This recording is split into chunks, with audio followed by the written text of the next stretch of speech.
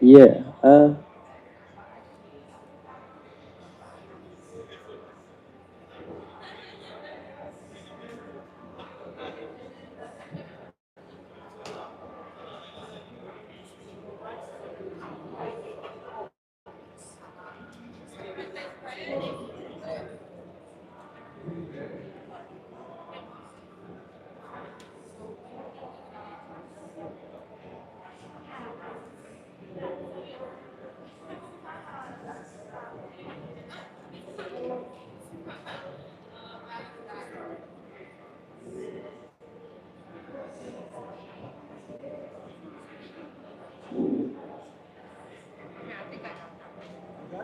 I think I'm going to be able to, but once that,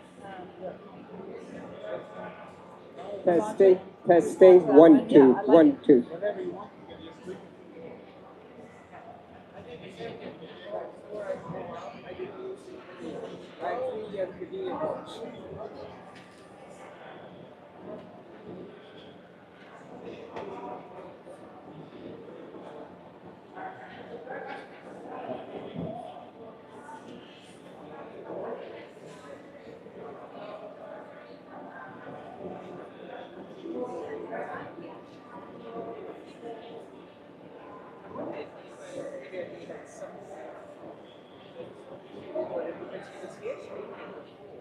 I put that email came before.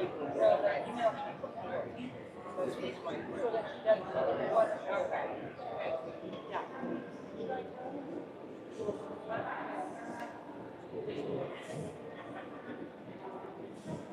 Are you ready?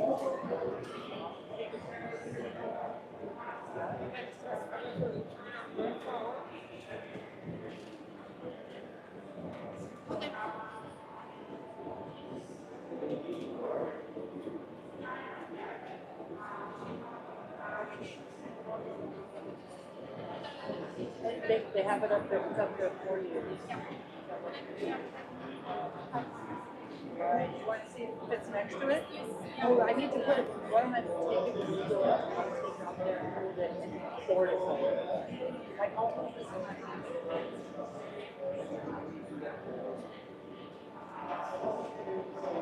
Then I can just take this. And we can try it both.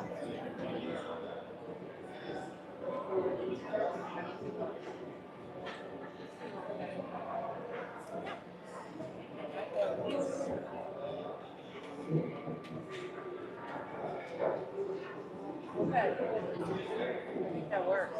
Ready to go?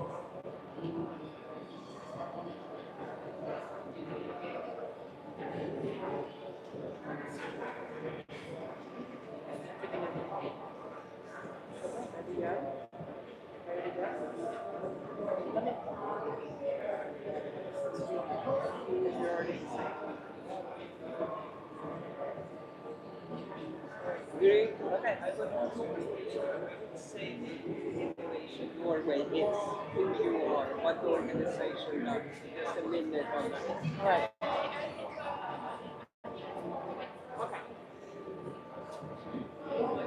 Okay, great.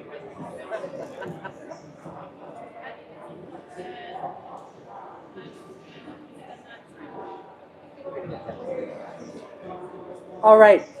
Thank you so much, World Green Economy Organization, for the invitation to be here today. I've had the honor of moderating and participating in panels over the last two COPs with the World Green Economy Organization. It's a real privilege, an opportunity to really talk about the issues that are so important for us, which is building vibrant economies that are also sustainable.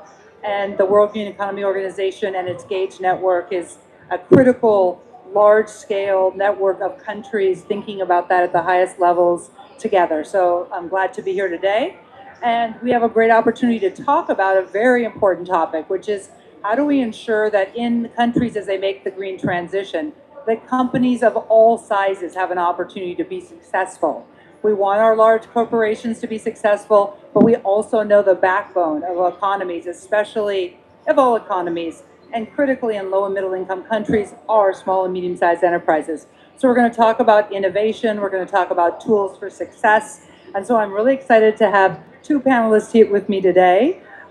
Brie Langbach, it's so great to have you here. She's a special advisor for green growth and transformation for Innovation Norway and the director of the COP Norwegian Business Delegation and Pavilion. You've been very busy these past days, so thank you so much for making it here today. And then we have Liv Watson, my colleague and a wonderful innovator and entrepreneur who is the co-founder of the Global Digital Single Market Data Alliance. She's going to talk about that, how that initiative is really trying to unlock impact for small and medium-sized enterprises. So thank you, Liv. This is one of many things that you've done and made it happen. So thank you for being here. So what we're going to do is just take a little deep dive with each of you. So I'd love to have Bree, you talk about what you're doing with Innovate Norway. And if you'd like to go to the podium, it's be great to hear more.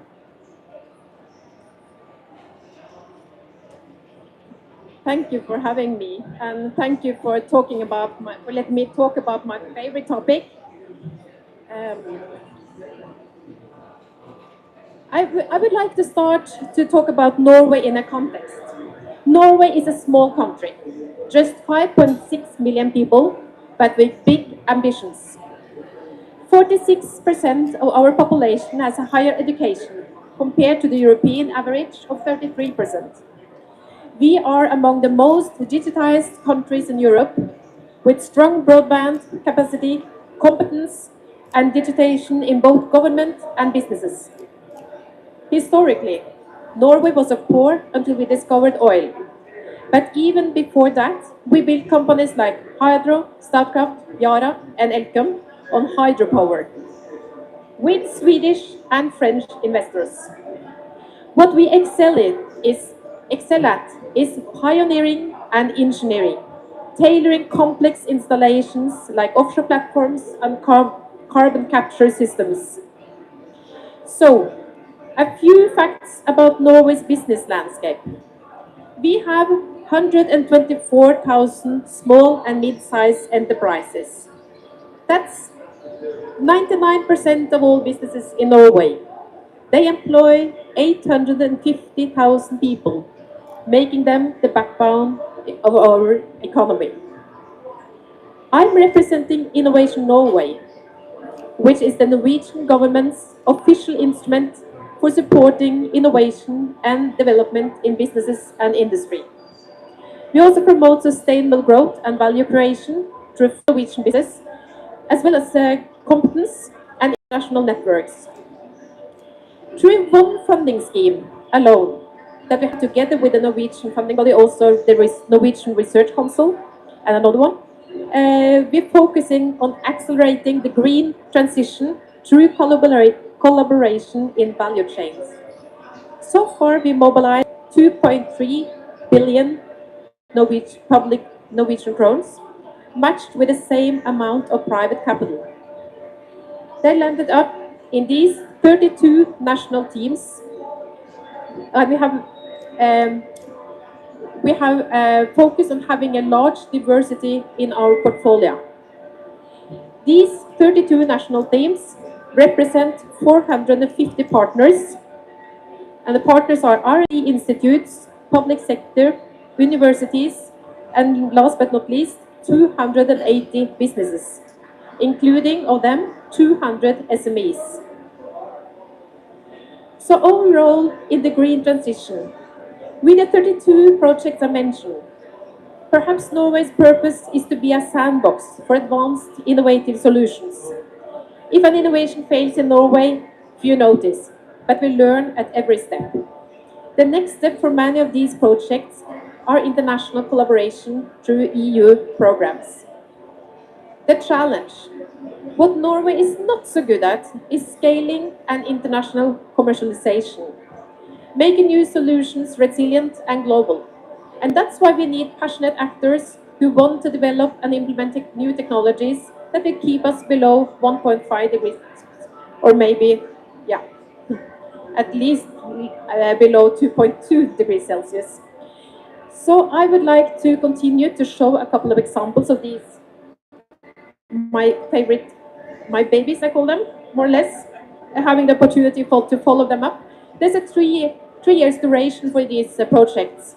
And we also follow up. We have some mentoringship. We make the project managers talk together and exchange experiences. So it's actually we're building of this ecosystem with it's more or less an ecosystem of 450 actors. So we connect them and we provide them with all kinds of international and also national connections.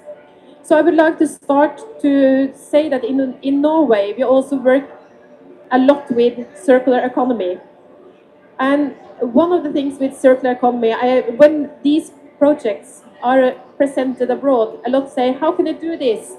Circular economy, it's so tightly connected. This is such a need for trust. And I think that's the core, that's why we managed to do this in Norway, and that's why we can be a sandbox. Because we have this trust, we have the open economy, we have a lot of the digitalization in the society. And when it comes to circular economy, that's very interesting because in circular economy there's actually three flows. It's one flow, which is the materials. And the second one is on information, data. And the third one is economy. And in circular economy, you have to have control of all these flows in all transactions between different parties. Yeah. So I will now take us through. I'll start with the first one. Sitre. In Norway, the wood and forest value chain is largely linear. Most reclaimed wood ends up shipped for energy recovery. Circ3, this project, aims to change that by creating a fully circular value chain for wood, mapping, dismantling, processing, and reusing reclaimed wood in new construction. The impact, climate reductions of 0.5 million tons CO2 annually by 2024 actually, and 2 million tons by 2030. That's equivalent to 8% of Norway's CO2 reduction target. 8%. Key success factors, intellectual property rights, including clear definition of data and algorithms, what you bring into the consortium when you develop these projects, and what rights the different partners in the project will have during the R&D period, but also after the project, who will own the data and who will have access to the data, and who will continue to develop around the data. So, and also what we see is that during this 3-year project period, they build a lot of trust. And last year, this project was on COP, and this is this kind of project that need to be in COP because these are really passionate people that need to connect with other passionate people with the same crazy ideas, and we see that they happen. So I'll come back to a next, even better example of exactly that. Next example, the reason why I included this project is the importance of having customers on board when you want to develop new technology. In this case, they are reusing plastics, polymers from the aquaculture industry. So they are collecting all kinds of plastics. There's a lot of plastic waste in the ocean, of course, obviously, and also from this industry. There's a big negative footprint. So, and they already had the result of this project in sea. And you see also on these slides, you have the contact persons, and you also see this. The previous project had 29 partners. This is a smaller one with only 8 partners. On average, these projects have 13 partners. So it's quite a lot of partners. But what I want to say, they already have closed this value chain. And when we call a chain, that's actually something that goes around. If it's not like this, it's not a chain. It's more like a line. And what the moment I'll never forget in this project was when they had a breakfast meeting, a breakfast seminar, and the customer, the end customer was said, But how do you dare to invest in this equipment? It's reused plastic. And this is a carrying structure. It's going to be out there in the ocean for 10 to 15 to 20 years. How do you dare to do this as a first customer? And they said, like, uh, actually, I haven't thought about that because I've been on board in this project for the last 3 years. I know I followed the process all the way. I looked at the way they're testing. I know all the cycles they've been testing. I know they've been tested for all kinds of parameters. So I trust in the data and I sleep well at night. That's no problem. This is the future. This is what everyone's going to buy in a few years. I want to be first because that's the future. And it was said like a very natural manner and yeah, very great moment. The next and last example is a project called UPSIC. And the reason why I bring this project is that I think that when we talk about circular economy, it's very important to take the big material streams. So what they want to do, there's a scarcity of steel in Europe, and there's a steel is a scarce resource. So what they really want to do is to take old ships, dismantle and reuse beams and plates. Not remelting, not recovering, just chop out plates and beams and reuse it, and thereby saving a lot of both materials and also energy in not doing the recycling part. So at the Norway Pavilion, we always challenge the panels to say, "Oh, okay, what's your call to action?" So in this case, my call to action is listen to the front runners' needs. These are the front runners, and obviously there are also front runners in other countries. But listen to the front runners' needs and follow up with real action, because we also have a project now looking at what are the barriers for them to reach their ambitions. And don't talk about funding. They talk about, okay, public purchasing. There are some stupid rules that say that, yeah, but we don't have to. We can our interpretation of the laws and the regulation is that we can continue doing what we do today, and it's standardization. Standardization processes take 5 years. We don't have time to wait 5 years. There's a lot to be done on the designing. They need to design with new materials, new methods of, like on the wood project, they're working on new ways of not gluing but fastening things in other manners. Thank you so very much for letting me talk about my favorite topic. Thank you, Gry Langbach. Thank you so much. And Innovation Norway is truly on the cutting edge.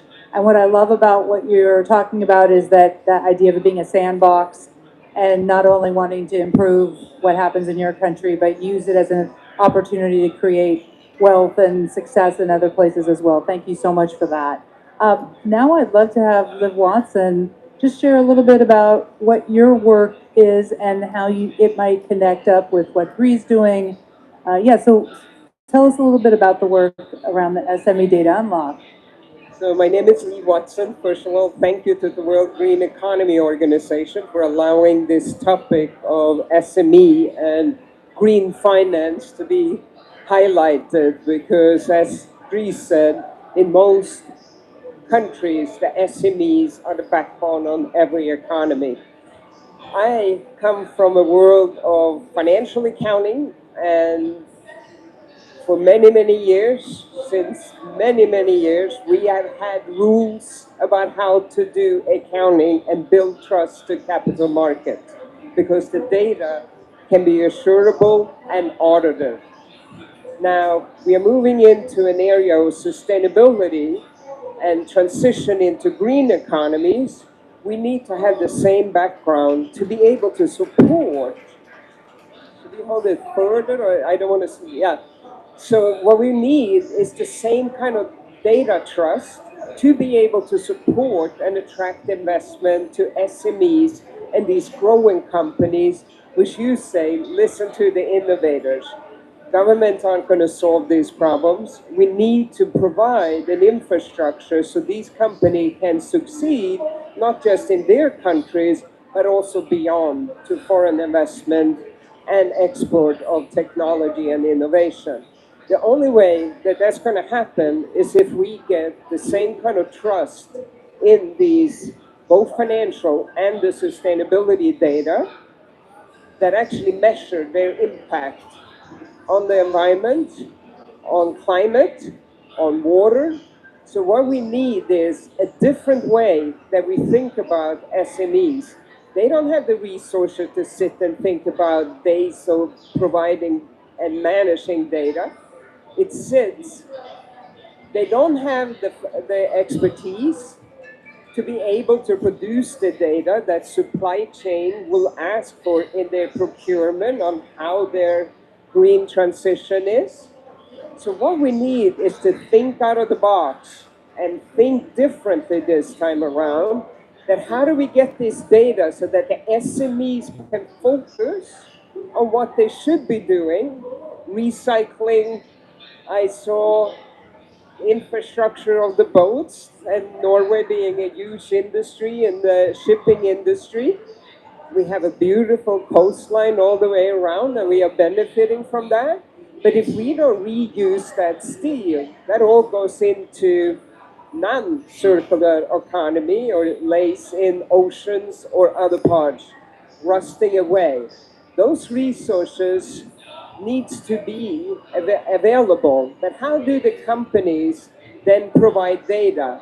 Now think about it. If you're an SME, your data sits within the utility bills. The water they use sits within the water department. The environmental department might collect data from you at different parts in states or whatever. But at the end of the day, it's not easily accessible for you to be able to pull that data in and make that available because you are pressured by all of your supply chain. You don't just sell to one company, you sell to many companies. All those companies need different data at different time, at different questionnaires. So asking about the vision, what if we allow this data that already exists, flow like water does today, to the tap that you just turn on knowing that the water will flow? To do that, we need then to have policies in place that the SMEs and the utility company and the water department are willing to standardize that data so that it can be easily consumed, not only into the software applications they use, but also into a platform that investors can then automatically draw that data with the permission of the SME so that they can monitor. Many of these loans that goes to SME has targeted to lower your carbon footprint. Well, if you're going to spend 10, 15% of your time locating this data, that takes away from your resources that you are to build your companies. So what we are working on is working with governments to open up what we call open data, to allow that data to flow into a platform that with AI then can meet the different needs. Because just because one bank wants one sort of data, one vendor's supplier wants a different kind of data set, we can then automate that to reduce the cost of compliance. And where did this hurt the most? It hurts the most in lower income countries. They have the least amount. But I also know, Gry, that you can talk about even your companies in your country, I'm Norwegian too, in our country, has the challenge of producing the data that they need. So it's not just a lower income country's problem, but we need a global trust framework and a global open data standard framework to be able to store this data and make that available at the permission of the SME. So exciting enough, we all talk about projects and initiatives, but data is truly the behind that drives every economy and every company. Thank you, Liv. I love the synergy between what you're talking about because you're talking about small and medium sized. Most innovators start out as small and medium sized enterprises. And most SMEs in countries throughout the world want to grow. And part of what we're saying is this isn't about, this is really about a robust economy, about SMEs getting their dreams to be bigger and more profitable and also sustainable. So we really need to kind of reframe how we think about it. When you think about those innovators, early stage innovators, what does, you've got Innovation Norway, but you talked about digitalization. What's happening at your government level that you feel is supporting those small and medium-sized enterprises? First of all, they have encouraged us to when we follow up the projects, they've asked us to give input. Where are the barriers? And actually, we had a transfer of on 35 inputs, concrete inputs, down to what kind of law text would you like to change? And it was like we have to help me. Håndordning. Håndplastikk. Yeah, deposit, yeah. So when you deliver a plastic bottle in Norway, you get again 2 kroners, and the same on all kinds of plastic, on wood, on all kinds of scarce materials. Like there just should be like if you de, de, um, demolish the demontere. Demontere. Yeah, when you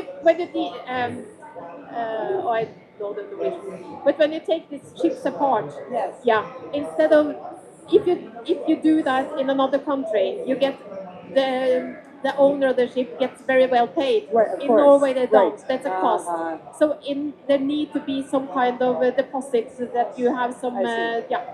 So we, I, I think that we have been challenged by the government Yes. and we want to continue. Every year we ask these 32 projects, where do you have the barriers? And then we see how can we connect these projects with the right persons in the government. And we also try to have those making the laws and regulations also involved in the project directly, taking part.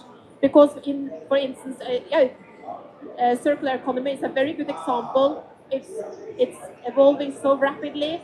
So you need to be on board in such a project to really understand what are the challenges now, what are the barriers, and what are the possibilities. It's not only barriers; it's also lots of possibilities. And we want to be first, and I think that Norway can be first, and we can do some testing and find out what is working, what is not. We can decrease the costs, and thereafter then take it out and share with the rest of the world. What I love what you're saying is that also it's a collaborative affair, and it's about actually listening to what the businesses are experiencing and what they need. Liv, could you talk a little bit about what, in a lot of countries, maybe they haven't seen this as something that requires everybody getting together. We've had business and economic development in one ministry, we've had environment in another. I mean, are we trying to move to something different? There was an earlier panel here today about unlocking finance, and it was very clear message from EBRD and Standard Bank that they don't want to just invest in SMEs or one little project. They want to have a platform in the country that is collaboration between the governments and the industry to set the agenda and prioritize so that they can then collaborate between the companies and the governments to make sure that they have a platform to prioritize, because good ideas are great, but if you can't take them to market and if you don't have the government support to take down the barriers, but also open up opportunities. I think, Bree, you said something very important.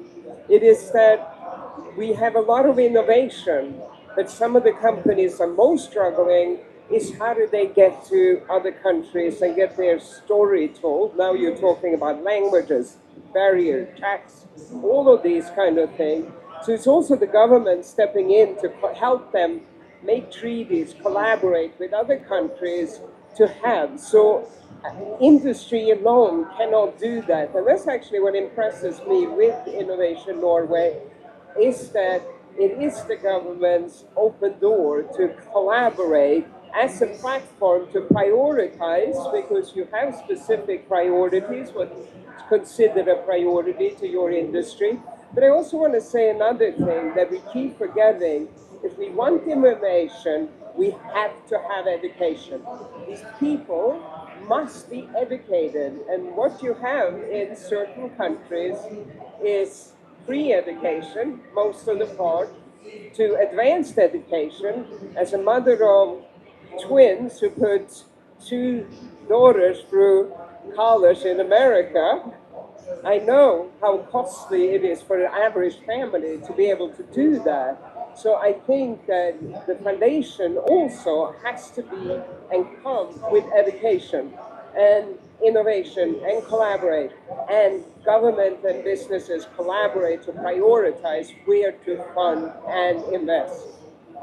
Thank you. That's, I'd love to explore a little bit more this idea. I mean, Liv, you're talking about we need to unlock green finance. A lot of these, the first things you would do to decarbonize a small business would be like renewable energy or energy efficiency. I mean, there's very low hanging fruit. We know at the end of the day, that's like where we should be always starting. It's also interesting to think about how green finance then can create demand for new solutions. So I think about your battery technology, I think about hydrogen, I think about other things. So we're really trying to create a circular demand cycle as well. Do you feel like in Norway you're building in that demand for those project products as well? What are those early stage companies experiencing in selling? First of all, I would like to say that Innovation Norway, we are investors. We have an investor mind. But we can take more risk than traditional investors maybe. But absolutely, we're using more or less the same schemes. We are also training, building the competence on how do they talk to investors and so on. And I also think it's very important that what you measure, or if you don't measure it, you can't control it. And um, it's important that they have these measures and have the data, because that they also set new targets and improve along all. And that's risk reduction. And CFOs love risk reduction. So it's a win. Yeah. So you need the data, and I also think that what I would love in the future is to see all these projects providing all this data, all the SMEs providing this data, then it's also much easier to see this is a real green solution. This is maybe not so, and also if and you can also see what kind of solution is best fit for purpose. So we can see in this area with these conditions, maybe these solutions are the best ones. In another area, based on the data that we are providing, there might be other solutions that are more relevant. So we can optimize also. So we all the data and then artificial intelligence on the top, and then providing what solutions will be the best fit for purpose. I think that's why I love working with you. We are, I know, I want to go live in Norway. There's no way I'm going to be able to speak that language, but, Liv, it'd be great. We're going to, sort of wrap up here. I feel like we've got, and we have a question from the audience. So I'd love to just hear you share any thoughts you have about, where are we right now? What do we think we can accomplish? As Bree said, we don't have 10 years to figure things out. For you, like, what would success look like 5 years from now? If I was having a dialogue with you at COP, in 2030, what would we want to be able to say? Well, we shouldn't be here talking, it should just be going on. But let me give me an example which I now look at. Number one, this is not a technical problem, it's a human problem. We need digitization of data, trusted data, number one. But what I've learned from also watching not just Norway, but what I realize here is it isn't just one solution here. What you saw was successful with this story was the supply chain and consortia kind of an approach. So you brought together and said you had to bring more constituents into the table so that we can truly make that a circular economy, because one alone cannot do it. So by bringing together a collaborative effort, and that only happens if you influence from the top, especially like you say, you are just as an investor, even if you take higher risk, is that when you have a broader group and everybody at the table, when you innovate and go to market, not something you do after, then you build that consensus during that process. So I hope we don't talk about it in 5 years, and that we just have done it while we're still young. Okay, wonderful. Green? Yeah. I hope that we really can trust in all kinds of declarations so that we know what solutions are more green than the other one. It's possible to compare. And I hope that we will have the solution on top that can also say what kind of application should we go for in different areas and to solve different kinds of problems. Wonderful. Well, thank you so much. Yes, yes, I do. So, with that, I'm going to open it up to questions. Okay, wonderful. First of all, thank you very much for both very insightful presentations, very useful information. I think the two topics we're discussing here, they're quite interrelated. So my first question is to Bree. Liv mentioned about education. Education is important. And one good example of how we can make people, take action, because we're talking about action here, not only discussions, right? Is that they have to see how fast this can happen. So my quick question is, from the projects that you kindly presented, what is the life cycle, what is lifetime for, let's say, one of these circular projects to deliver results, so that those who might be interested, because what you are doing in Norway might be very relevant to other, I can bring examples, Kazakhstan, Nigeria, but Kazakhstan and Nigeria are rather wealthy countries. You have countries that don't have as much resources as Kazakhstan, Nigeria, or Norway. What is the lifetime? Do you have any kind of frontier projects where you can just show within 2 or 3 years, or maybe within a few months, some results that can, catch them? Yeah. It differs very much between the different projects. So like the Opsit project, the last one with the chips, they went also to COP last year and they signed up a contract. So they are now starting to decommission was the word I was searching for. Decommission the first probably during the year. So they have succeeded in less than if they succeed to decommission the plates and the amount or the percentage of steel that I assume they will do, then they have succeeded at reach their ambitions within a 3-year period. That's not the average way of doing it.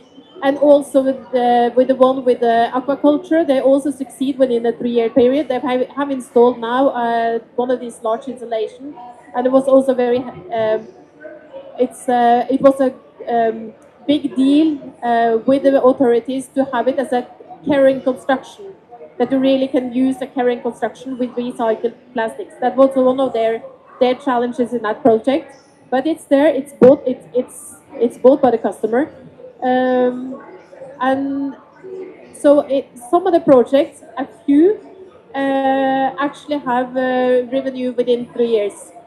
That's a few.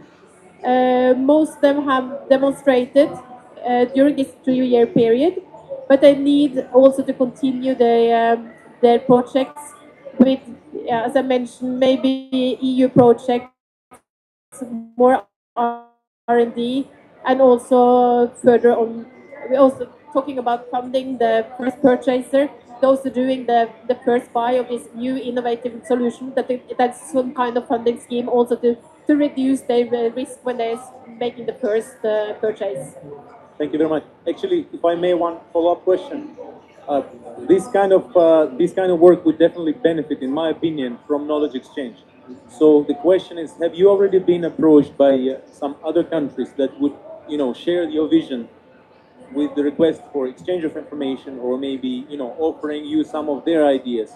And would you potentially be interested in sharing your knowledge with other countries? Absolutely. I think this is both these projects, but also the way of working together.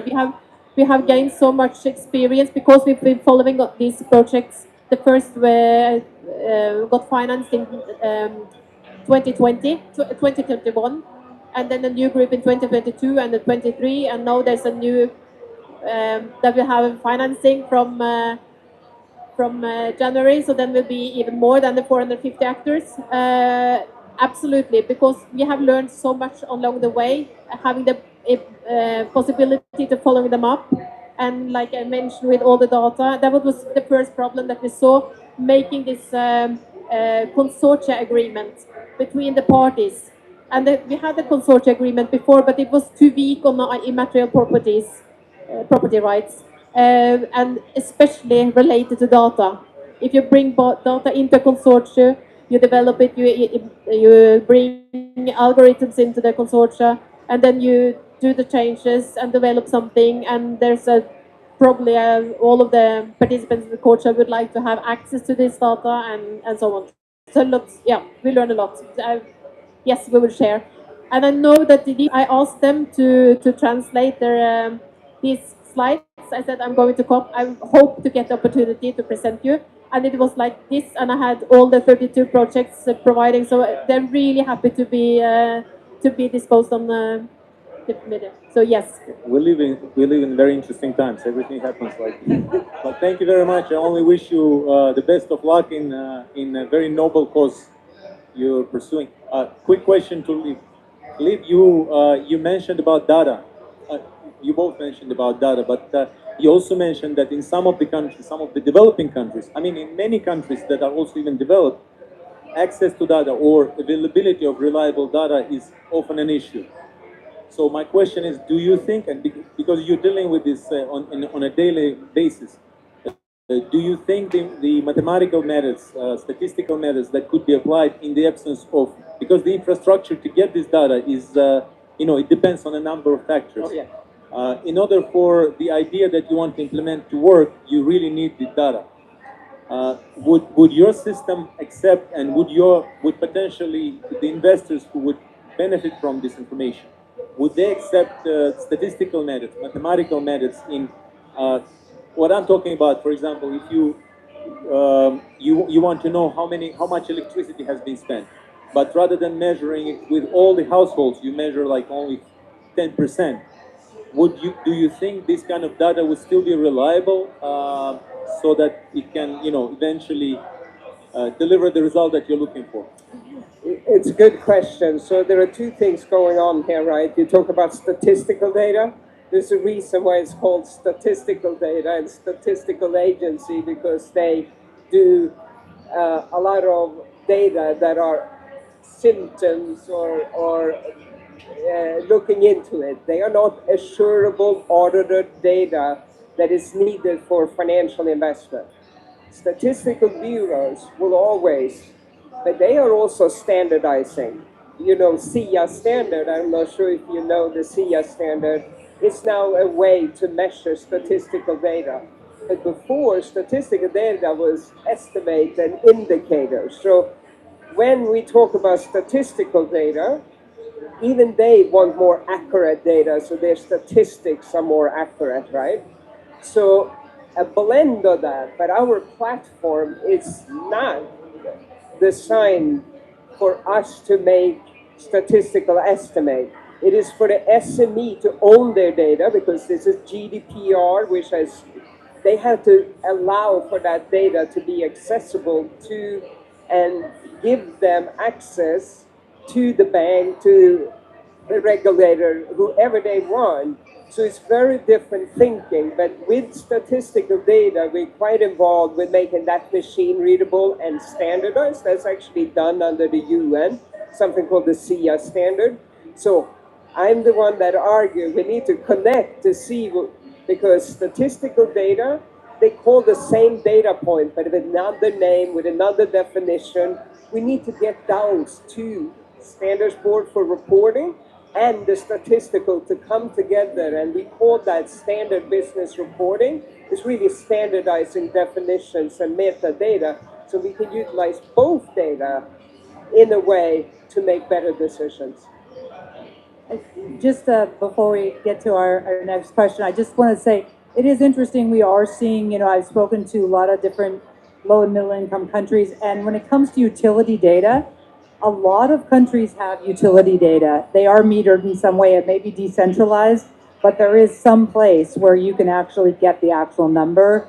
When it comes to water, things might get a little bit hazier, but you're right. We do have to make sure that SME can also take a picture of a meter, and that's where technology does come in.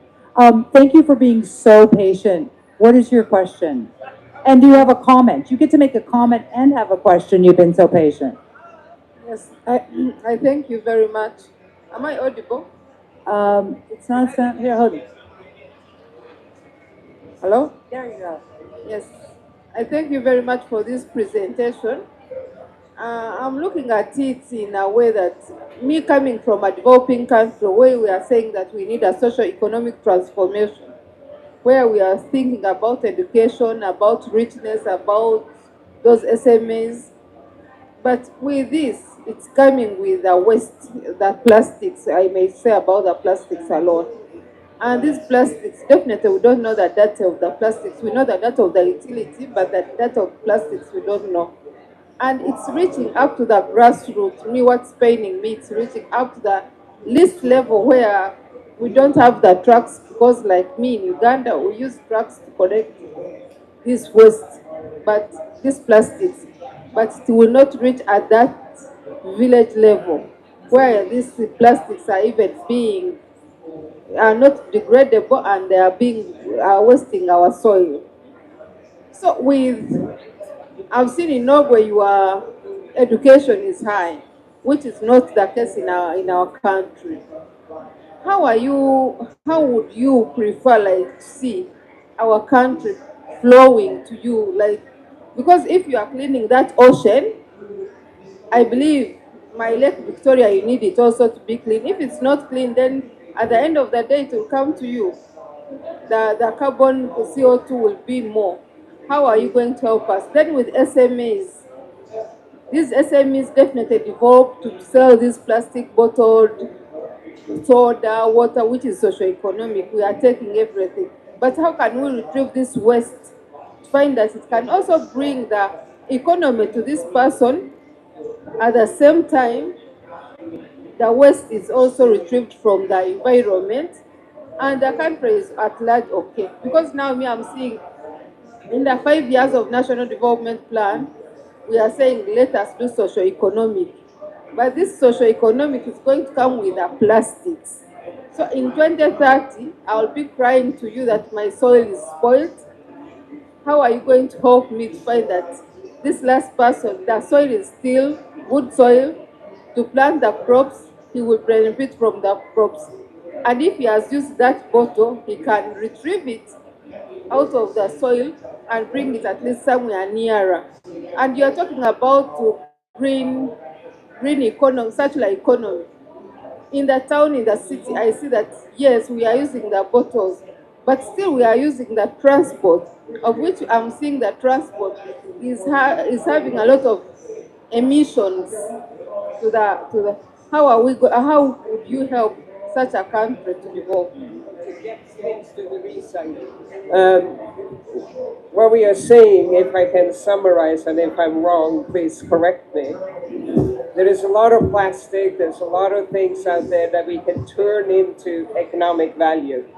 But if that value takes more carbon to transport to be repurposed and reused, then we are really not reducing the carbon footprint.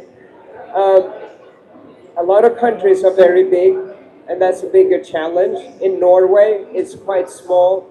My twins, because of pante, because you get money on the bottle, every time there's a concert in Norway, they are like picking up all of the bottles and coming back with hundreds of dollars in their pocket because they picked up all of it. So are there kind of, how do you get that to be recycled and repurposed and without adding more carbon footprint and waste is still a challenge. But I do think that now there are ways to micro and repurpose, but its biggest challenge is recycling and the supply chain and that additional carbon and even waste or pollution that it creates. But I'm going to let it to you. How are we doing with pump, the Frasker in Norway, to reduce the recycling? Do we have many recycling plants around, or is it one in Trondheim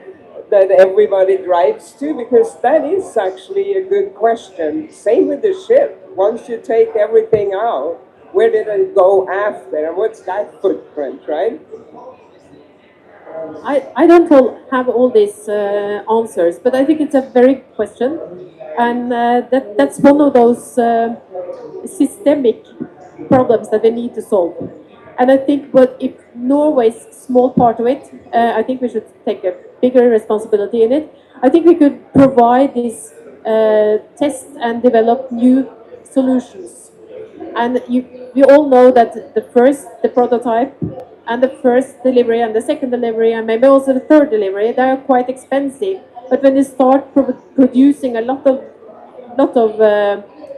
products, yeah, then also and also optimize the solutions.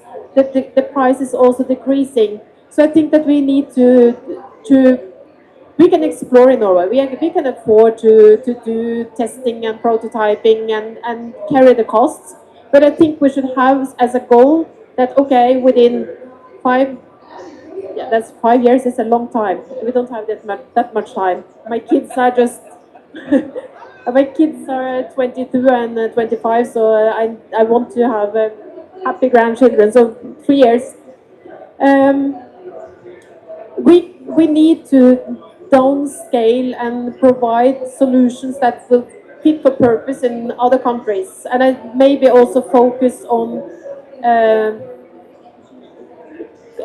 countries not so fortunate as Norway. So I think that's one of the purpose of Norway. Fantastic question and great answer too. I love that collaboration and yeah, thank you so much for both of your questions and thank you two for a great conversation and a great rest of POP. Thank you so much. Thank you, Bree. Thank you, Liv.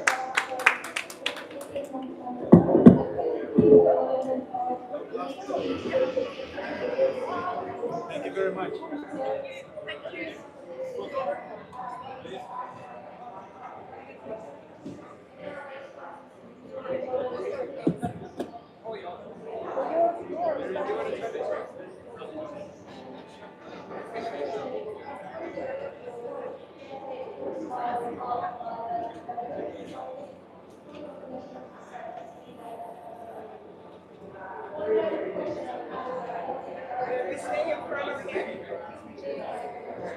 Oh, you want this one?